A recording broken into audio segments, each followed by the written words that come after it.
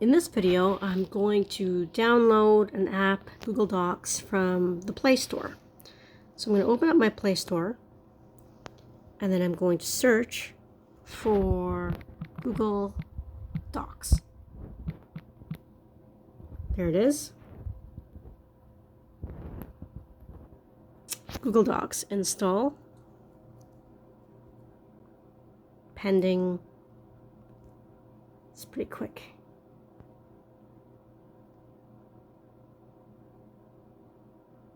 Installing, it's almost there, and now I can open it. There we go. That's my Google Docs. Now you can look at it on the screen. I'm going to swipe up, and there it is. What I want to do now is I'm going to add it to my Google folder.